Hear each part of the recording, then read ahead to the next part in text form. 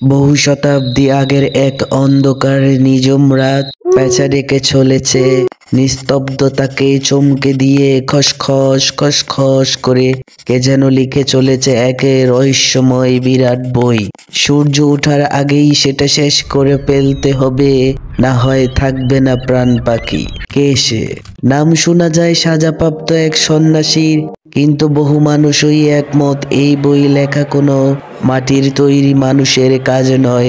এই বই লিখেছে স্বয়ং শয়তান। তার সবচেয়ে বড় প্রমাণ, বইয়ের ভিতরে লুসিফার নিজেই নাকি এঁকে গিয়েছে আত্মপ্রতিকৃতি, যা দেখলে আজও শিউরে ওঠে মানুষ। ইতিহাসের অনন্য বিস্ময় কোডেক্স গিগাস।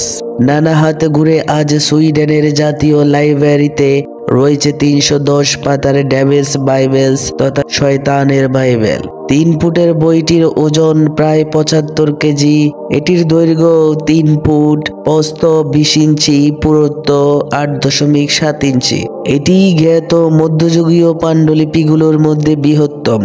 ত্রয়োদশ শতকের একেবারে শেষ দিকে 1295 সালে বোহেমিয়ার এক খ্রিস্টীয় মঠে লেখা হয় বইটি। তারপর অনেক সময় পেরিয়ে গিয়েছে।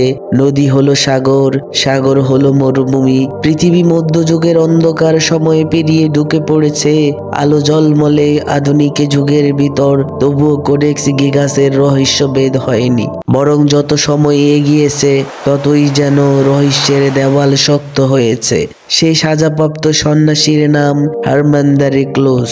তিনি বোহেমিয়ার বেনেডিক্ট ফোর্ডলাইজাসের আশ্রমে একজন সন্ন্যাসী ছিলেন। তিনি আশ্রমের অন্য সাধুদের সাথে পরম পিতার নাম জপ করে জীবন কাটাচ্ছিলেন। সে প্রতিজ্ঞা ভঙ্গ করে, যার ফলে তাকে শাস্তি হিসেবে জীবিত দেওয়ালে গেঁথে বুঝিয়ে দেওয়া হয়। এই কঠোর শাস্তি থেকে নিবৃত্তি পাওয়ার জন্য তিনি প্রতিশ্রুতি গ্রহণ করেন যে তিনি এক রাতের মাঝে একটি বই তৈরি করবেন, যা তার আশ্রমের নাম চিরকালের জন্য সুখ্যাতি করবে, যেখানে মানুষের সমস্ত জ্ঞান থাকবে। হারমানকে দেওয়া হয় প্রয়োজনীয় লেখার উপকরণ, খচ্চরের চামড়া আর কালি।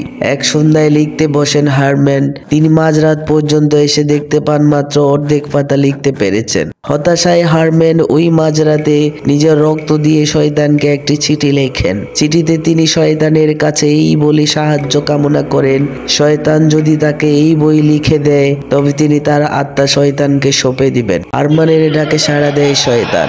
সশরীরে হাজির হয় শয়তান। শুরু হয় কোডেক্স গিগাস লেখা। ভোরের আগেই লেখা শেষ হয়ে যায় এই বিশাল বইটি। নিজেকে প্রমাণ দেবার জন্য নিজ হাতে শয়তান তার ছবি বইটির 290 নম্বর পৃষ্ঠায় এঁকে রেখে যায়। এক রাতে লেখার কথা যদিও মিথ্যে হয়, তাহলেও এমন অতিকায় এক পাণ্ডুলিপি সম্পূর্ণ করতে 5 বছরে লেগে যাবে যদি কেউ সারা দিন সারা রাত ধরেও লিখে যায়। একটা হিসেব বলছে দৈনিক ঘন্টা 3 ধরে কাজ করলে লেগে যাবে 25 বছর।